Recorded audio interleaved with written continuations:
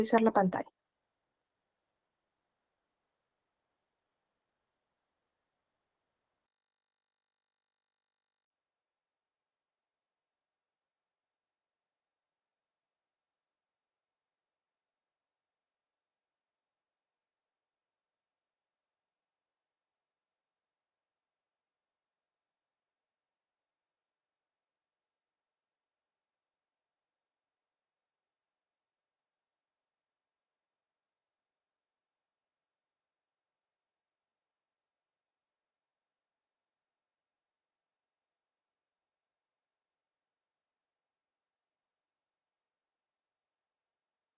¿Me confirman, por favor, si se puede visualizar la pantalla?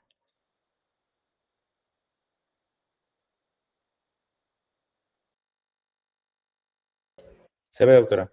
Ya, perfecto. Entonces, iniciamos con nuestra clase de hoy, que es el síndrome de distrés respiratorio en recién nacidos. Como introducción del tema, tenemos que el síndrome de distrés respiratorio en la parte de neonatología es un conjunto de entidades patológicas que se van a manifestar con cierta clínica que ya hemos visto en otras patologías, ¿no? Como por ejemplo, la taquipnea, que es el aumento de la frecuencia respiratoria, el aleteo nasal, ¿no? El tiraje o las restricciones de la parte de musculatura, de la parte subintercostal o supraclavicular, también lo podemos ver, y algún tipo de quejido en la parte respiratoria, ¿no? O ruidos respiratorios agregados, ¿no? Este cuadro de distrés respiratorio en la parte de neonatología es la causa más frecuente de mortalidad neonatal y genera cierta gravedad relacionada con la causa de esta entidad, ¿no? Es la causa más frecuente de ingreso a UCI neonatal, ¿no? De los recién nacidos. En el 15% se ve en los recién nacidos a término, quiere decir a una edad gestacional adecuada, y el 30% en los recién nacidos pretérminos, ¿no? Cuando nacen antes de tiempo. Y la etiología puede ser variable, ¿no? Entonces, vamos a ver que en los recién nacidos es muy importante la edad gestacional, ¿no? ¿A qué edad se produce el parto? ¿No? Vamos a llamar pretérmino cuando son menores a 37 semanas, a término cuando el parto se produce entre las 38 y las 42 semanas, y postérmino cuando es mayor a 42 semanas, ¿no? ¿Qué es el síndrome respiratorio como tal, no? El término de distrés respiratorio es sinónimo de dificultad respiratoria y comprende una serie de entidades patológicas que se van a manifestar con cierta clínica que es predominantemente respiratoria, ¿no? Vamos a ver que el cuadro clínico va a ser netamente respiratorio. No vamos a encontrar otra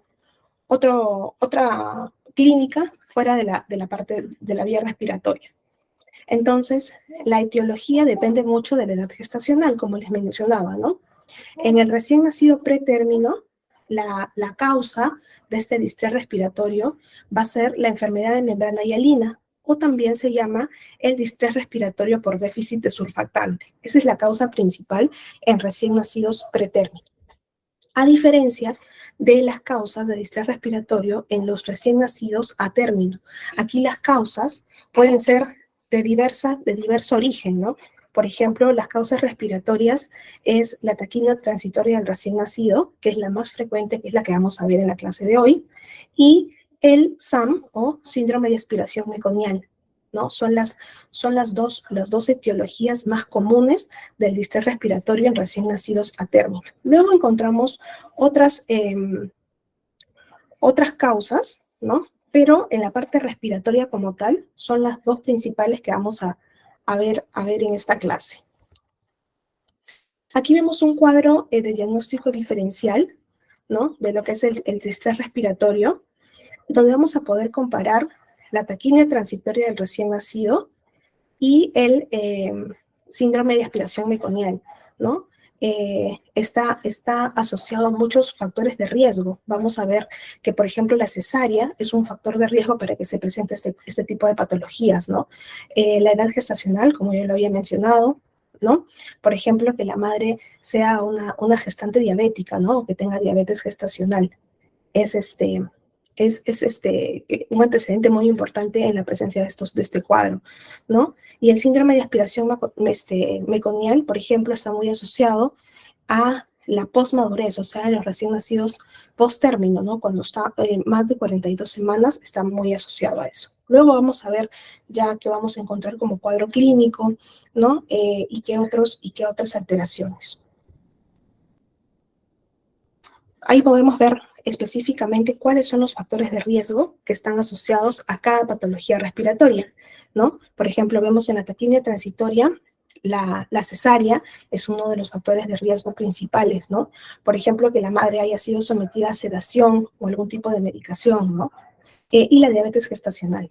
En la parte de la enfermedad de membrana hialina tenemos la prematurez, ¿no? La diabetes gestacional se ha visto en estudios que está más frecuente en recién nacidos varones, ¿no? Y que sea, pues, una gestación múltiple, ¿no? Donde haya un embarazo de 2 o más fetos, ¿no? Y el síndrome de aspiración meconial está asociado al líquido amniótico teñido con meconio, la gestación post-término, sufrimiento fetal, y se ha visto en casos aumentados en raza afroamericana. Entonces vamos a empezar con lo que es la enfermedad de la membrana hialina, ¿no? Este es un síndrome de dificultad respiratoria que se debe a la deficiencia de una sustancia o un agente que se llama el surfactante. El surfactante es un tensioactivo. Vamos a ver qué significa que sea un tensioactivo, ¿no? En los pulmones de los recién nacidos. Entonces vamos a ver que sí, que si no hay este surfactante, este agente tensioactivo, entonces es porque los pulmones no están correctamente madurados, ¿no? O maduros. Entonces vamos a ver que está asociado a los recién nacidos pretérminos, ¿no? Es por eso que es más frecuentemente en los que nacen con menos de 37 semanas de gestación. El riesgo aumenta conforme sea más prematuro el recién nacido, más riesgo de que tenga esta enfermedad de membrana hialina, ¿no? El proceso del nacimiento se va a acompañar de grandes cambios fisiológicos en el recién nacido, ¿no? Y que en ocasiones revelan alteraciones que no planteaban ningún problema durante la vida intrauterina. Es decir, cuando el recién nacido ya o el feto sale, ¿no?, del cuerpo de la madre, se convierte en recién nacido. Entonces, se va a tener que adaptar a la vida extrauterina, ¿no?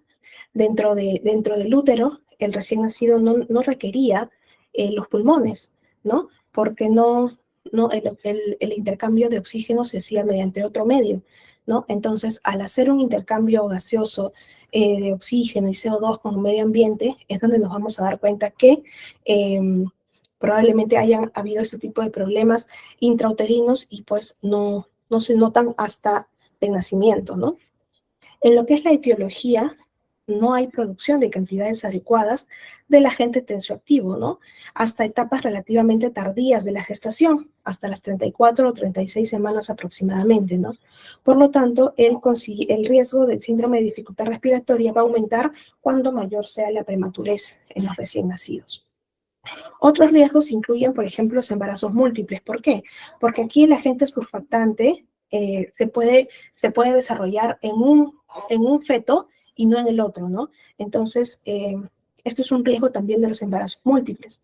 En la diabetes materna también, y la etnia, ¿no? También tiene mucho que ver. Entonces vamos a ver que según esta imagen, el surfactante es una sustancia que se ubica alrededor de los sacos alveolares, ¿no? Los sacos alveolares son como unas bolsitas que se encuentran en la vía respiratoria, ¿no? Que al inicio de nuestra vida se encuentran colapsadas. ¿Qué significa? Se encuentran como un globo desinflado y que una vez que el recién nacido hace la primera inspiración de aire al momento de nacer, ¿no? La primera bocanada de aire, estos globitos automáticamente se inflan, ¿no? Porque este surfactante les da la parte tensa, ¿no? Va a hacer que se inflen y se queden con esa estructura característica. Entonces, al no haber este surfactante, estas bolsitas o estos sacos alveolares se encuentran colapsados, se encuentran como globos desinflados y por lo tanto no permite el intercambio gaseoso, ¿no? Entonces, eso es básicamente lo que nos indica este cuadro, esta fisiopatología. Básicamente Hay otros agentes, ¿no? Por ejemplo, los neumocitos, que son los que producen ese surfactante. Vamos a ver cómo es un alveolo normal y un alveolo con el síndrome del distal respiratorio por membrana hialina, ¿no? Vamos a ver que el alveolo no solamente no va a tener surfactante, sino que va a haber en las paredes fibrina, lo que le va a dar una textura que no permite el intercambio, ¿no? ¿Cuál es el cuadro clínico, no? Los signos y los síntomas de la enfermedad de membrana hialina van a ser, por ejemplo, las respiraciones rápidas, trabajosas, con quejido, ¿no? Que aparecen inmediatamente o pocas horas después del parto, ¿no? Van a haber retracciones supraesternales y subesternales y también el aleteo nasal, que ya lo hemos visto en otros cuadros, ¿no? El cuadro clínico es bastante netamente respiratorio, como les mencionaba, ¿no? Y puede estar asociado a cualquier patología respiratoria, ¿no? Esa es la parte complicada de la neonatología, ¿no? A medida que progresa la telectasia, ¿no? Que es la telectasia, le llamamos al colapso de estos sacos alveolares, ¿no? Y la insuficiencia respiratoria, van a empeorar los síntomas y van a aparecer unos signos como cianosis, ¿no? Que ya lo hemos visto, que es la coloración violácea de la piel, ¿no? El letargo, una respiración irregular y apnea. Y por último puede ocurrir lo que es lo más complicado, la insuficiencia cardíaca, que si no se establece una expansión pulmonar, una ventilación y una oxigenación adecuada, ¿no? Los recién nacidos que pesan menos de 1000 gramos, ¿no? Pueden tener los pulmones tan rígidos debido a la fibrina, ¿no? O en los pulmones se refiere a lo que es esta estructura de los sacos alveolares. En realidad no es todo el pulmón, son estos sacos alveolares que son los que básicamente permiten el intercambio gaseoso, ¿no? Entonces es la parte más importante de los pulmones. Van a estar tan rígidos por la presencia de fibrina que no van a poder iniciar ni mantener la respiración en la sala de partos, ¿no? Entonces vamos a ver que la clínica, el cuadro clínico empieza inmediatamente el recién nacido, valga la redundancia, nace, ¿no? Se adapta a la vida extrauterina. El diagnóstico va a ser netamente la evaluación clínica, es decir, el pediatra o el neonatólogo lo tiene que evaluar de acuerdo a la clínica. Los gases arteriales en sangre, vamos a ver que va a haber hipoxemia e hipercapnia, significa que va a haber bajo oxígeno y aumento de CO2, ¿no? Lo que es la hipercapnia. Se puede solicitar una radiografía de tórax, ¿no? Podemos hacer cultivos de sangre, líquido cefalorraquídeo, ¿no? O algún aspirado traqueal, ¿no? El diagnóstico del síndrome de dificultad respiratoria por enfermedad de membrana hialina, por la presentación clínica, ¿no? Y por el reconocimiento de los factores de riesgo y los gases, ¿no? Se va a revelar lo que es la hipoxemia y la hipercapnia, ¿no? Que básicamente es lo que les mencionaba, que va a haber poco oxígeno y se va a acumular el CO2, entonces, o el dióxido de carbono, por eso que vamos a ver ciertos patrones en la gasometría, ¿no? Y la radiografía de tórax. El tratamiento básicamente es colocarle de manera, bueno, el surfactante es una sustancia natural, ¿no? Que se produce en el cuerpo, pero al ya el recién nacido adaptarse a la vía extrauterina se coloca un surfactante artificial, ¿no? Vía intratraqueal. También se puede requerir de oxígeno suplementario, según sea necesario, y la ventilación mecánica, ¿no? Para que pueda mantener la respiración. Esa fue lo que es la etiología más frecuente en los recién nacidos pretérmino. Vamos a empezar con lo que son la etiología en los recién nacidos a término, ¿no? Los que nacen entre las 38 y las 41 semanas aproximadamente, es decir, durante una edad gestacional adecuada, ¿no? Vamos a ver que lo más frecuente es la taquimia transitoria del recién nacido, ¿no? A esta patología la describieron por primera vez como el pulmón húmedo. Luego vamos a ver por qué, ¿no? Va a predominar en el neonato a término, pero también se puede observar con cierta frecuencia, ¿no? En los pretérminos, pero límite nacido por cesárea. ¿Qué significa? Que a veces por ciertas causas maternas, por ejemplo, a los recién nacidos se puede programar una cesárea antes de las 38 semanas, ¿no? Entonces, el recién nacido estaría en el límite de ser un recién nacido a término, ¿no? Pero aún continúa siendo un recién nacido pretérmino. Entonces, por eso le llamamos un pretérmino límite, ¿no? Que generalmente nacen por cesárea. ¿Por qué la cesárea es un factor de riesgo en ese tipo de patologías? Porque nos damos cuenta que en un parto normal, en un parto vaginal, el recién nacido sufre durante el parto, es decir, durante la expulsión a través del paso por la pelvis, sufre compresión en lo que es la parte torácica. Entonces, de alguna manera, el líquido de los pulmones en el que se rodeaba, ¿no?, en la vida intrauterina, el agua que contenía sus pulmones, se va a eliminar con esta compresión que es fisiológica, que es normal, ¿no?, por el cuerpo de la madre. Entonces, el recién nacido ya al momento de adaptarse a la vida extrauterina, ya no va a tener este líquido, ¿no?, el líquido amniótico. Muy por el contrario lo que pasa en la cesárea, ¿no? En la cesárea al feto se tiene que adaptar a la vida extrauterina sin pasar por esta parte fisiológica que es las contracciones, ¿no?, que son muy positivas para el recién nacido. Es por eso que la cesárea se considera como un factor de riesgo para este tipo de patologías. Pero la taquimia transitoria del recién nacido es una alteración que es leve, ¿no? Es la patología benigna que encontramos en los recién nacidos, y autolimitada, que significa que dura un tiempo aproximado nada más. Dentro de la clínica vamos a ver la taquimia leve y autolimitada desde el nacimiento o en las 2 horas posteriores, ¿no? Vamos a encontrar que es poco común el quejido, cianosis y retracciones, ¿no? Y ahí en esa imagen vamos a encontrar todos los factores de riesgo de la taquimia transitoria. Vamos a ver la diabetes, ¿no? Vamos a ver también la cesárea, ¿no? Una gestación pretérmino, ¿no? Los varones. La macrosomía significa que el recién nacido tenga un peso mayor a lo normal, que generalmente está asociado con madres con diabetes, ¿no? Entonces, ahí vamos a encontrar todos los factores de riesgo. Lo que es la fisiopatología, vamos a ver que va a haber un trastorno en lo que es el parénquima pulmonar. ¿Qué significa el parénquima? El cuerpo de los pulmones como tal, esa parte esponjosa de los pulmones, ¿no? Y va a haber una acumulación de líquido aquí. Por lo tanto, se va a caracterizar por un edema pulmonar, ¿no? Va a haber esta cantidad de líquido que antes dentro de la vida intrauterina estaba este líquido, pero en la vida extrauterina ya no es perjudicial para el bebé, ¿no? Entonces, esto poco a poco, con el paso de las horas, este líquido se va a ir reabsorbiendo, ¿no?, a través de los vasos sanguíneos y los vasos linfáticos. Es por eso que es transitorio, le llamamos que es algo transitorio, ¿no? El cuadro clínico vemos que va a haber taquipnia, retracción subcostal leve, ¿no? Por lo tanto, el curso va a ser corto y benigno, ¿no?, en esta patología. El cuadro clínico, que ya les he mencionado, está presente desde el nacimiento hasta las 2 horas posteriores, ¿no?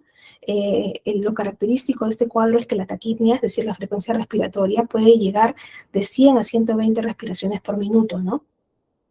Este cuadro puede agravarse, ¿sí? Se agrava en las primeras 6 a 8 horas, pero posteriormente se estabiliza naturalmente, ¿no? A partir de las 12 a 14 horas, ¿no? Se puede ya experimentar una rápida mejoría de todos los síntomas, ¿no? Aunque a pesar de que ya no hay tirajes, ya no hay retracciones, puede persistir un poco lo que es la taquipnia. El recién nacido puede quedarse con un poco de frecuencia respiratoria elevada, ¿no? Hasta 3 a 4 días, ¿no? Hasta que se vaya regularizando por sí solo. Si es que el cuadro clínico persiste durante más de este tiempo, ya nos hace dudar de que sea una taquipnia transitoria del recién nacido, ¿no? Y hay que compararlo con otras patologías, porque si es que se complica, ya no hablamos de un cuadro fisiológico, ¿no? De un cuadro normal. Entonces hay que descartar otro tipo de patología. El diagnóstico es eminentemente clínico, ¿no? Está basado en la sintomatología y en los antecedentes del niño. Dado que la clínica y la radiología son inespecíficas, o sea, no es que nos va a dar no hay ningún signo característico que diferencia esta patología de otras, ¿no? Esta clínica, estos síntomas, pueden ser compatibles con sepsis, que lo vamos a ver en la siguiente sesión, sepsis neonatal o una neumonía de repente, ¿no? Y deben realizarse todos los estudios para descartar esta etiología. A diferencia de las otras patologías, esperamos encontrar algo, ¿no? Que nos diferencie de la patología que estamos viendo. En este caso, esperamos no encontrar nada, ¿no? Si no encontramos nada en los resultados, quiere decir que efectivamente es una taquimia transitoria del recién nacido, ¿no? ¿Qué tipo de exámenes se solicitan? Hemograma, una proteína C reactiva que nos indica los procesos inflamatorios generalmente, ¿no? Y cultivos. Iniciando tratamiento con antibióticos, ¿no? Generalmente en los neonatos se utiliza un antibiótico de amplio espectro, ¿no? Hasta establecer el diagnóstico definitivo y eventualmente cuando efectivamente cercioramos que no hay ninguna clínica que nos indique que sea otra patología, se retira tan pronto como se confirme su negatividad, ¿no? El tratamiento, ¿no? Básicamente, como es una patología autolimitada, ¿no? El único tratamiento que se emplea es la asistencia respiratoria adecuada, ¿no? Para mantener un intercambio gaseoso suficiente durante el tiempo que dure el trastorno, ¿no? Generalmente, como lo hemos visto, hasta 14 horas, ¿no? Entonces, básicamente, la oxigenoterapia para que el recién nacido se adapte, ¿no? Más rápido al intercambio gaseoso. Y bueno, la otra etiología, la otra patología es el síndrome de aspiración meconial, ¿no? O el SAM. ¿A qué le llamamos el síndrome de aspiración meconial? Consiste en la inhalación de líquido amniótico que va a estar teñido de meconio, intraútero o intraparto, ¿no? ¿Qué es el meconio?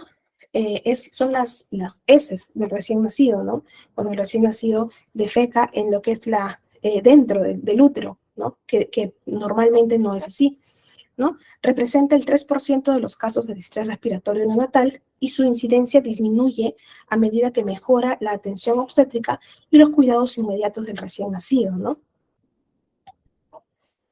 El síndrome de aspiración meconial es una enfermedad del neonato a término o posttérmino también, siendo excepcional en el pretérmino, es decir, en el pretérmino es muy raro, casi nunca se encuentra ese tipo de patología en los pretérminos, ¿no? Tanto el paso del meconio al líquido amniótico como los movimientos respiratorios intrauterinos están provocados por la hipoxia, ¿no? Que al producir oxígeno y CO2 estimulan la respiración, ¿no? A su vez, la hipoxia favorece la eliminación del meconio debido a que se estimula el peristaltismo intestinal y la relajación del esfínter anal, ¿no? Entonces, eso significa que el cuadro clínico inicia con una hipoxia, ¿no? El bebé puede estar sufriendo, el feto puede estar sufriendo un distrés respiratorio dentro del útero, ¿no? Por lo tanto, inicia lo que va a ser un intento de intercambio gaseoso entre oxígeno y CO2. Por lo tanto, se estimula de alguna manera la respiración, ¿no? Y esta hipoxia hace también que se estimule todo el cuerpo, ¿no?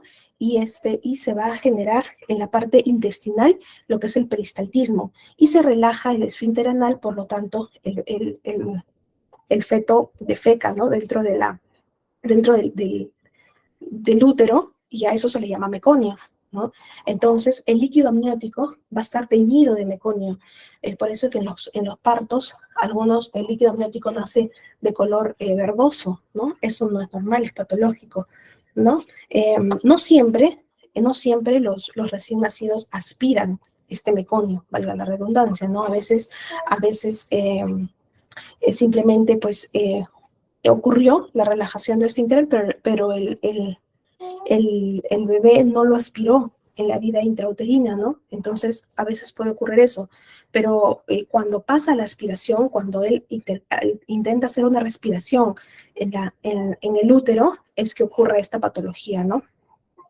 Entonces, vamos a ver que la hipoxia produce una aspiración de meconio que puede producir ciertos procesos, como por ejemplo una obstrucción mecánica, ¿no? Puede ocurrir un tipo de neumonitis que significa como una neumonía infecciosa, ¿no? Una neumonía debida a un agente, no a un microorganismo como estamos acostumbrados a ver en la parte clínica, sino a una sustancia, ¿no?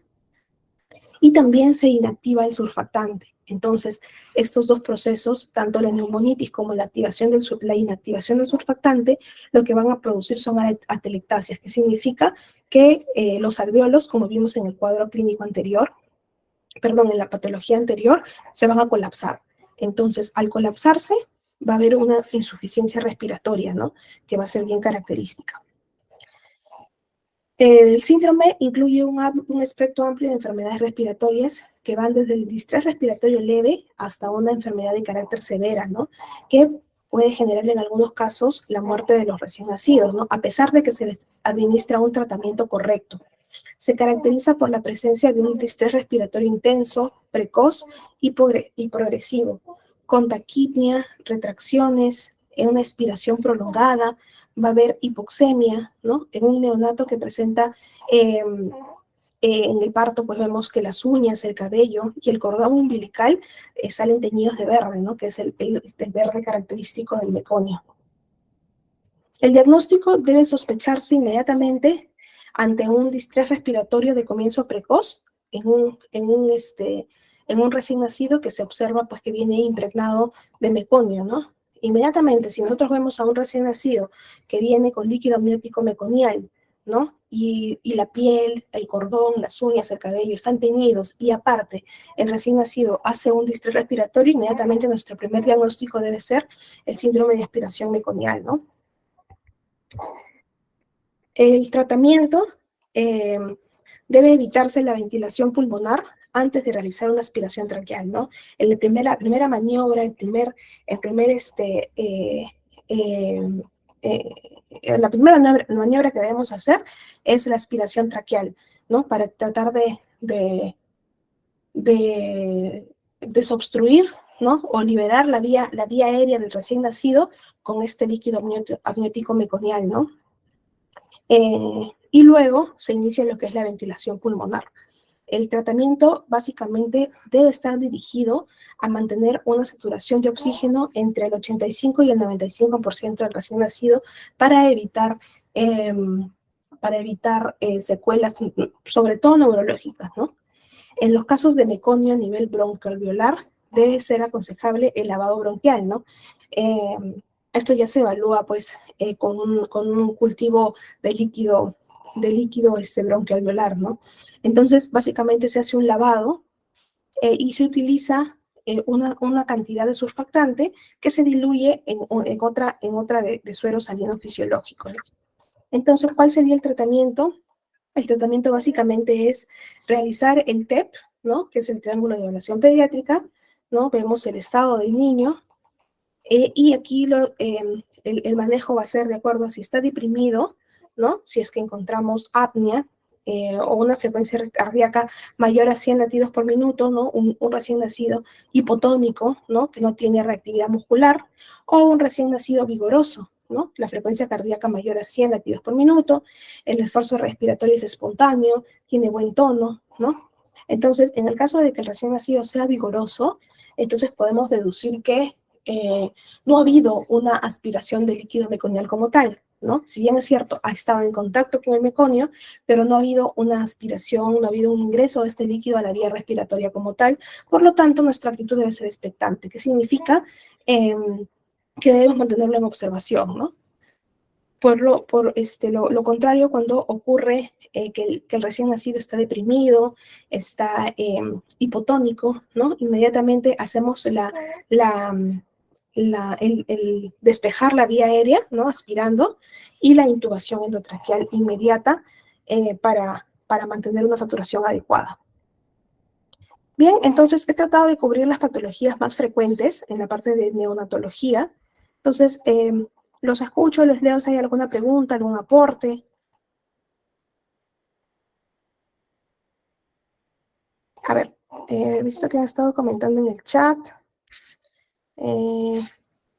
Angélica nos dice, si es parto normal no hay riesgo de ello, entonces el riesgo podría estar asociado a otro tipo de causas, ¿no? Por ejemplo, una madre diabética, ¿no? Una diabetes gestacional, un recién nacido, un bebé que inicie labor, por ejemplo, o la mamá empiece con contracciones antes de tiempo, ¿no? O después de tiempo, ¿no? Entonces puede haber otros riesgos, pero el parto normal es un factor protector en este tipo de casos, a diferencia de la cesárea, que es un factor de riesgo, ¿no? ¿Qué me refiero con un factor protector?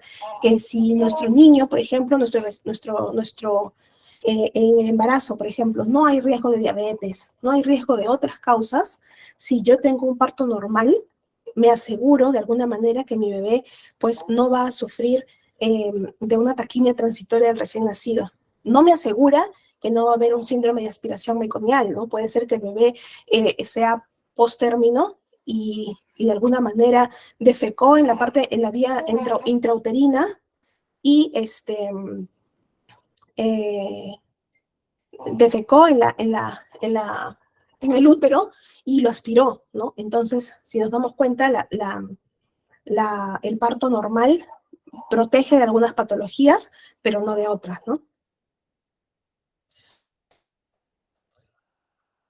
Por una preeclampsia, no está asociado a estos cuadros, ¿no? Generalmente la preeclampsia está asociado a bajo peso, a otro tipo de patologías, pero no a la vía respiratoria.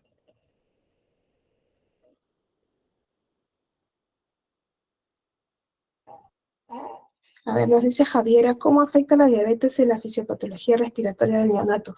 Básicamente, la diabetes es porque el bebé va a ser un bebé macrosómico, ¿no? Generalmente, en la mayoría de los casos, por no decir todos, cuando una madre tiene diabetes gestacional, el bebé es macrosómico, que significa que tiene un mayor peso, más del promedio, ¿no? De la curva, más de lo normal.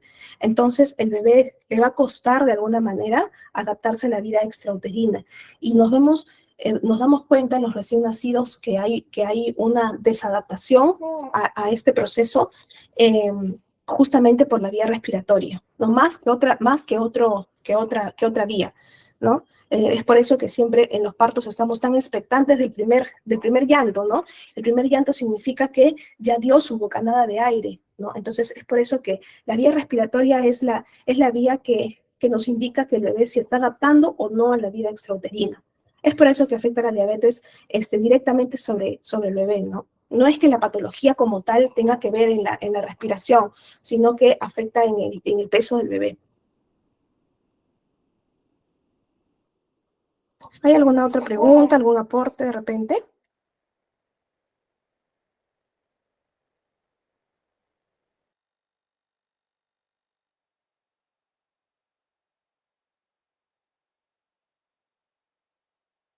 Sí, adelante, Javiera, te escucho.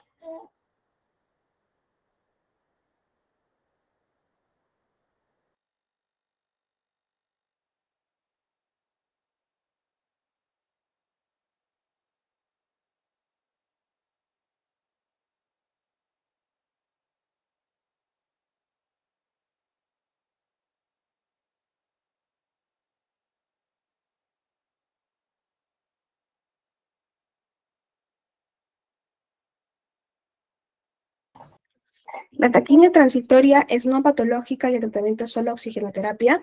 Sí, básicamente oxigenoterapia si es que lo requiere, ¿no? La taquimia transitoria es un proceso de adaptación que es más lento al de lo normal, ¿no?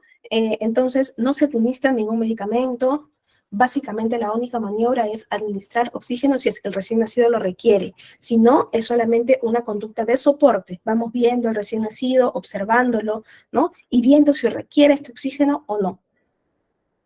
Justamente porque es un cuadro benigno que es transitorio, ¿no? O sea, no se considera como un cuadro netamente patológico, ¿no? Si es que se complica, descartamos inmediatamente lo que es la taquimia transitoria.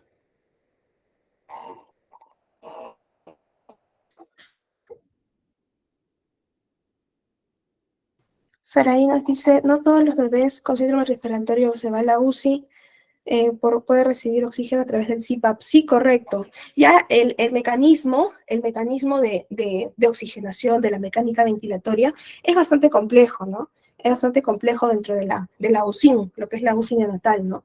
Y sí, es correcto, es a través del CPAP. Valentino nos dice, o sea, si un bebé no llora cuando nace es porque sus pulmones no se están adaptando bien al mundo externo, a la vida extrauterina. Sí, claro, si un bebé no llora, quiere decir que no ha dado su primera bocanada de aire, ¿no? Es decir, no ha recibido no ha hecho el intercambio gaseoso adecuado para poder tomar ese impulso y llorar, ¿no? Que los bebés lo vemos con el llanto, ¿no? Eso nos indica que de alguna manera ha respirado para poder llorar, ¿no? Entonces, más que el llanto, en realidad, a nosotros lo que nos importa es que haya respirado, ¿no? Y eso también lo vemos con la coloración de la piel, con ciertos otros criterios. Pero lo que nos importa en realidad es de que haya hecho ese intercambio, esa primera respiración, ¿no?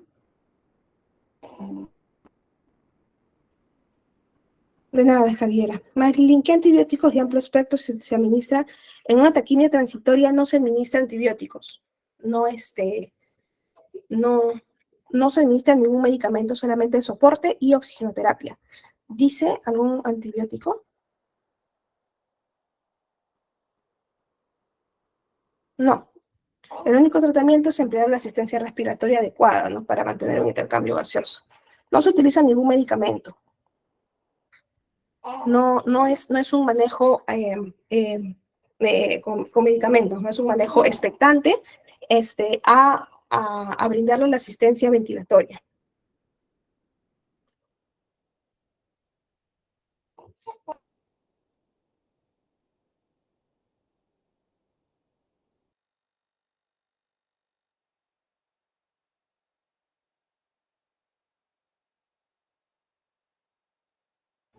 A ver, Alicia nos pregunta,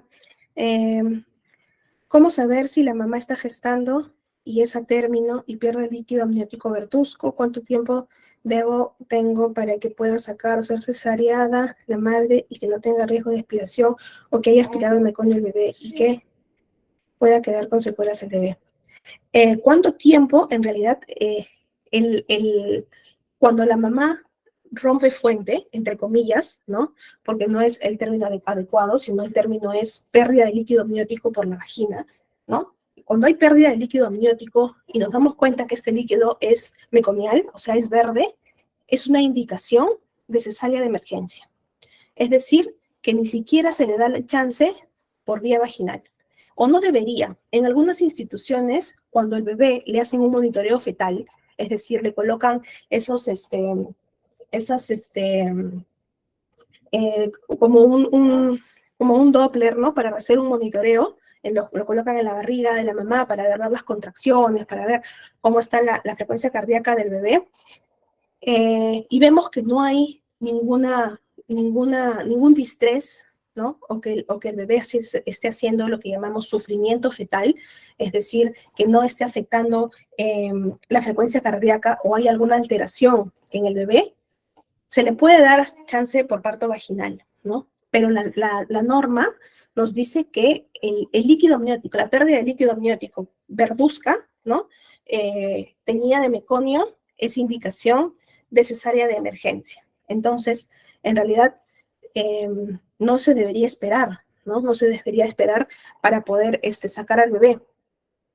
Ahora, eso no nos asegura de que el bebé haya aspirado o no meconio, ¿no? Debemos siempre dar por hecho que sí. Y si es que el bebé, como vemos en la lámina, si es que el bebé nace vigoroso, es decir, con buen llanto, con buen tono, podemos sospechar que no, solamente en ese momento, una vez que ya nació, ¿no? Podemos sospechar que no, igualmente tenemos una observación con el recién nacido, no es que ya nos olvidamos, no. Entonces, no nos asegura de que el bebé no haya aspirado este meconio, ¿no?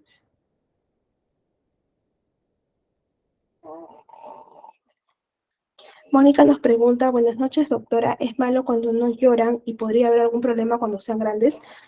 Depende el tiempo, Mónica, depende cuánto tiempo el bebé, como les vuelvo a repetir, en realidad no es el llanto lo que evaluamos, sino es que, o sea, sí, al momento de que nace es importante evaluarlo a través del llanto, ¿no? Una vez que el bebé llora, significa que ya respiró. Y eso es lo más importante. Entonces, tu pregunta debería ir orientada a, es malo cuando no respira, ¿no? Al momento de nacer. Más que llorar, es respirar, ¿no? Y sí, podría generar alguna secuela porque quiere decir de que no ha hecho el intercambio gaseoso, ¿no? No ha ingresado oxígeno a su vía respiratoria y podría generar algún tipo de hipoxia, ¿no? Y la hipoxia lo vemos traducida en una hipoperfusión cerebral, o sea que el cerebro no está oxigenando adecuadamente en ese momento. Y claro, como nos dice Brenda, lo evaluamos a través del test de Apgar. El Apgar nos indica un puntaje, ¿no? Al minuto y a los 5 minutos. Y eso evalúa la adaptación a la vida extrauterina, ¿no? Obviamente, si es que no llora, no respira, al momento de nacer, va a tener un Apgar bajo, ¿no? Un Apgar que eventualmente esperamos que se adapte a los 5 minutos, pero al primer minuto ya, si es que es un Apgar muy bajo, significa que hay una mala adaptación, ¿no? A la vida extrauterina.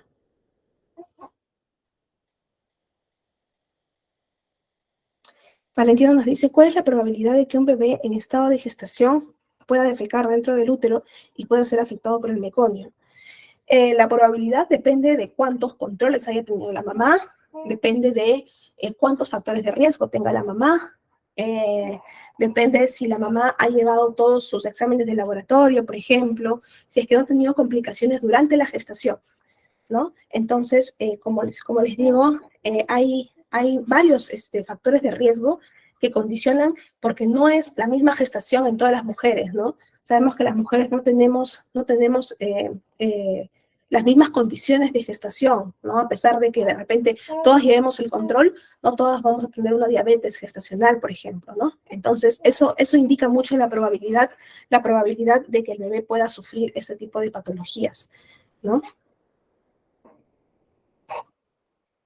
¿Qué pasa si el bebé está enroscado con el cordón? ¿Hay peligro en el parto?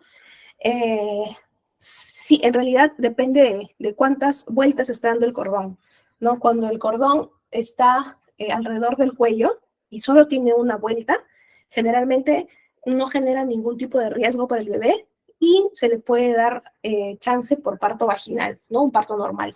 Pero cuando el cordón está de repente en el cuello con 2 o más vueltas, puede generar algún estrangulamiento al momento del parto, ¿no? Entonces también es una indicación de cesárea de emergencia.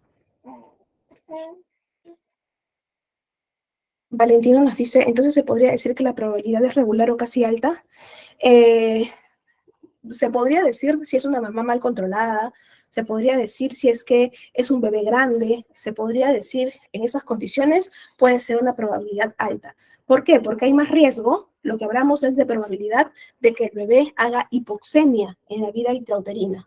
Eso sí, puede que el bebé haga hipoxemia, es decir, que haya una falta de oxígeno y haya eh, un trabajo respiratorio patológico dentro de la vida intrauterina, ¿no? Entonces, o un sufrimiento fetal, es lo que la denominación, ¿no? Hay más probabilidad de que haga un sufrimiento fetal por hipoxemia, eso sí es más probable. Que haya aspiración o no, eso solamente lo va a decidir el bebé si es que respira o no respira, ¿no? Pero si es que hay sufrimiento fetal, sí es muy probable. Pero este sufrimiento fetal depende mucho de los controles de la mamá.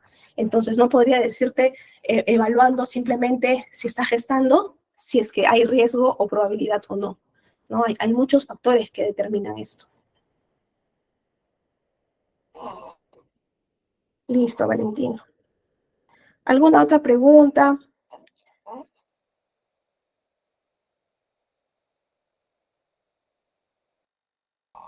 Silvia nos dice, es cuando hay riesgo de litiasis, el diagnóstico de litiasis y colitiasis vesicular, no hay ningún riesgo. Es más, son patologías que son tratadas paralelo a la gestación, ¿no? Entonces, no hay ningún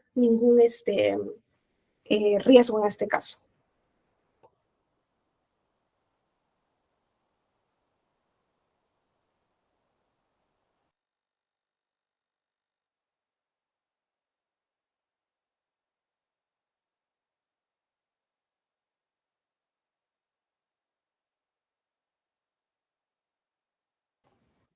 ¿Hay alguna otra pregunta? ¿Algún aporte de repente con respecto al tema?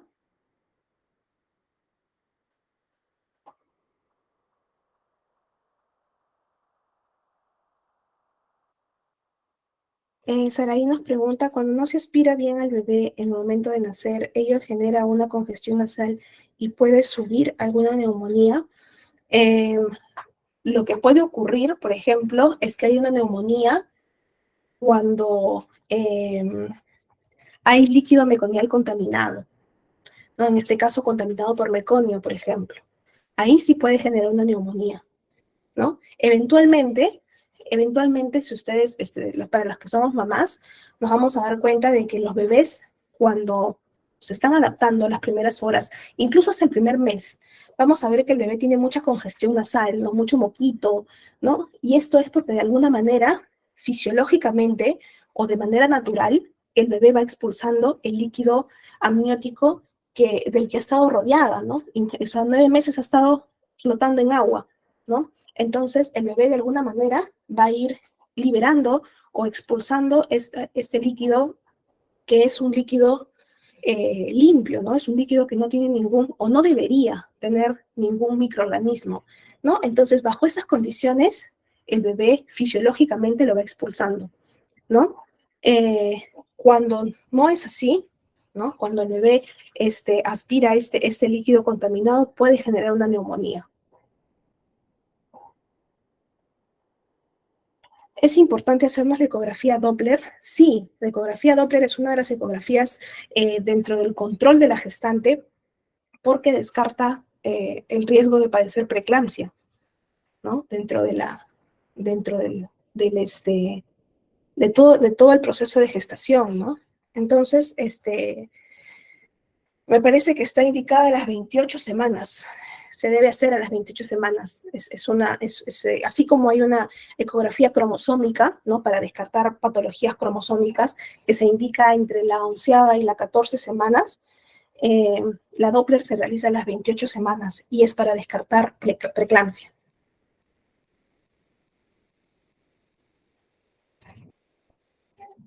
El Krupp es una patología que ya se presenta en niños más grandes. Es a partir de los 2 años que presenta un Krupp respiratorio, un tipo de cuadro respiratorio también, ¿no? No es asociado a recién nacidos.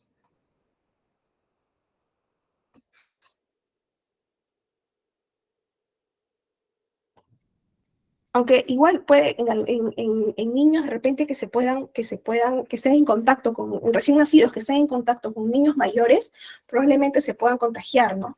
Pero en realidad no está asociado o la frecuencia no es tan alta como en niños mayores, ¿no? No es una patología que esté dentro de los cuadros clínicos del recién nacido.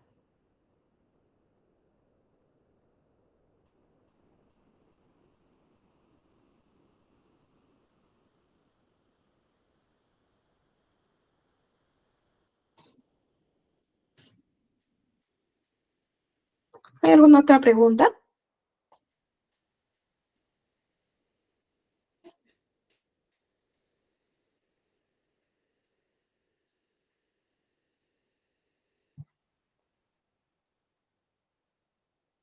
¿Ninguna?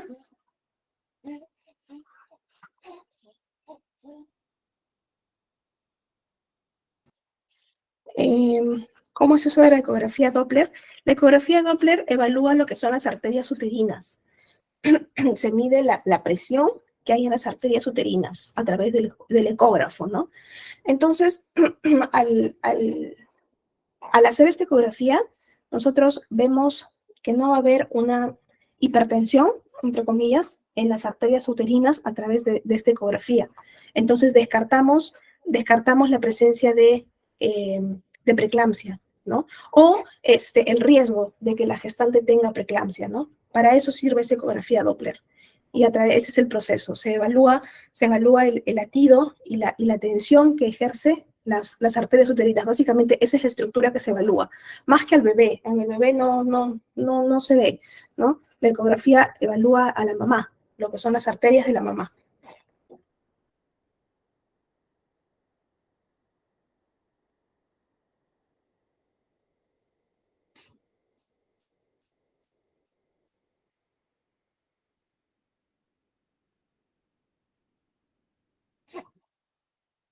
Ahora nos pregunta hasta qué edad pueden aparecer enfermedades genéticas del corazón.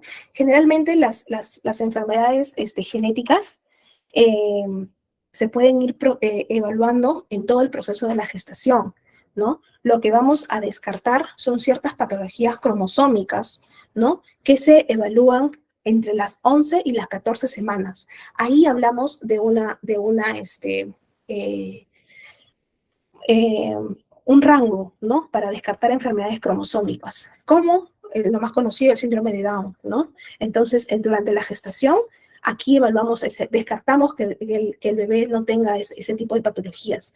Si tú me hablas de enfermedades genéticas y sobre todo del corazón, eh, se pueden observar a lo largo de todo el desarrollo, ¿no? Intrauterino. Sabemos que el corazón empieza su latido entre las 6 y 7 semanas, ¿no? Entonces, de aquí hasta las 42 semanas que puede durar una gestación, se puede producir una alteración en su desarrollo y en su formación, ¿no? Entonces, pueden aparecer en cualquier momento.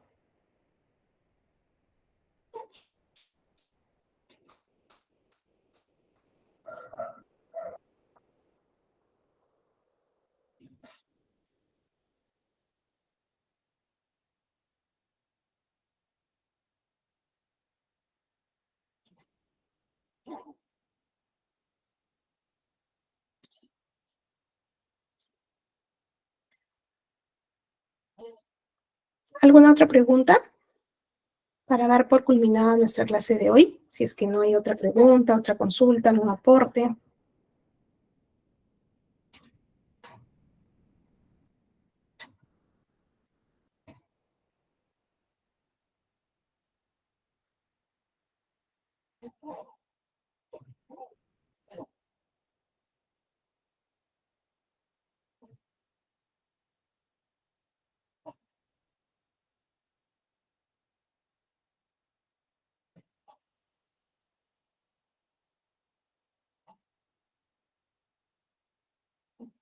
Listo, Valentino. Muchas gracias a ti por participar. Angélica nos pregunta, ¿en la Doppler se puede ver la posición del bebé? La posición del bebé se puede ver en cualquier ecografía, Angélica. Basta una ecografía simple para ver la posición de tu bebé. Lo que evalúa la ecografía Doppler es descartar la preeclampsia en la mamá.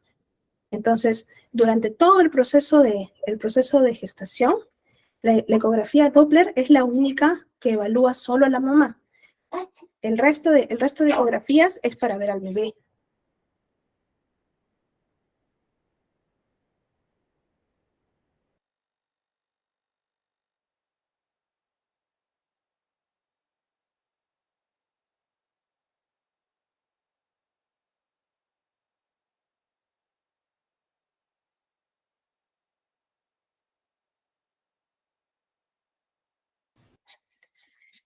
Generalmente indicamos que el medicamento en gestantes sea medicamentos que no pasen a través de la placenta, ¿no? Entonces, el medicamento más seguro, en este caso, es el paracetamol para disminuir las molestias, el dolor, ¿no? La fiebre, que hay que evitar siempre la fiebre en las gestantes. Y, y antihistamínicos, no hay ningún antihistamínico que sea seguro, completamente seguro, ¿no? A diferencia del paracetamol. Hablamos de antihistamínicos de bajo riesgo, eso sí. Entonces, tendrías que consultarlo con tu ginecólogo o con un ginecólogo para que te pueda indicar cuál es el antihistamínico eh, menos riesgoso, ¿no? Porque de alguna manera todos los antibióticos pasan por la vía placentaria. Entonces, no hay un antihistamínico que sea completamente seguro. Pero sí, no hay, o sea, se puede administrar, a eso quiero llegar. Se puede administrar, pero siempre bajo la evaluación del especialista, ¿no? Angélica nos pregunta, ¿y cómo se sabe cuándo está encajado? ¿Cuándo se sabe cuándo está encajado? Por los síntomas que presenta la mamá, ¿no? Los síntomas durante el proceso de gestación, en el último trimestre, ya en las últimas semanas, Hay un dolor pélvico, ¿no? Específicamente pélvico. Puede haber liberación del tapón mucoso, ¿no? Y a través de una maniobra que se llama la maniobra de Leopold. Eso lo vemos en la evaluación con la obstetra. Cuando nos toca la barriguita y toca la parte de la pelvis, podemos ver que ya el bebé está encajado, ¿no? De alguna manera ya no tocamos, en ese examen, ya no tocamos la cabeza del bebé, ¿no? Normalmente cuando el bebé no está encajado podemos sentir la cabeza flotando, ¿no? Pero cuando ya está encajado ya se pierde la pelvis. Con el tacto vaginal, básicamente lo que se evalúa es la dilatación, no que se haya encajado el bebé.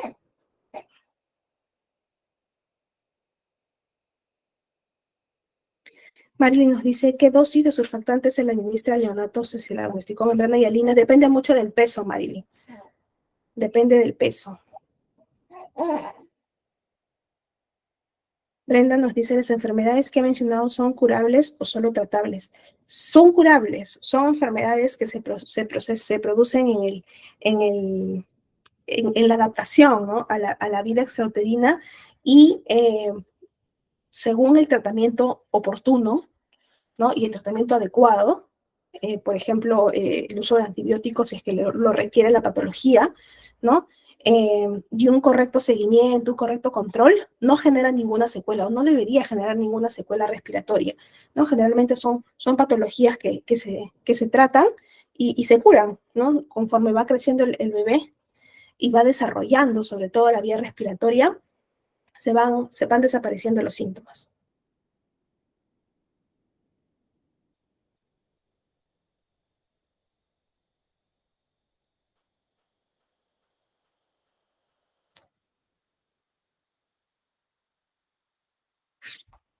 Ah, ya, perfecto, Angélica. Está gestando. Sí, claro, para ver si está encajado, tiene que ser con tu evaluación o con la obstetra o con la ginecóloga, ¿no? Con quien te esté haciendo tu seguimiento.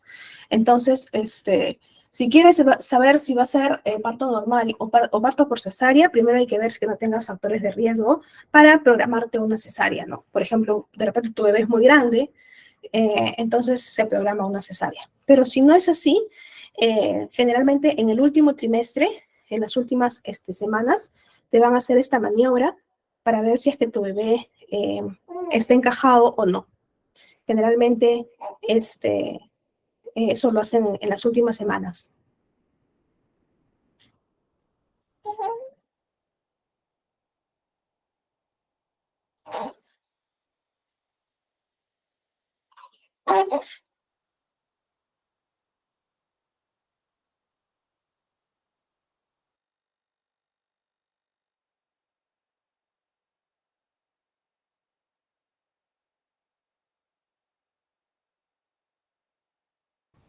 No, Silvia, no son enfermedades que sean genéticas, no pasan al bebé.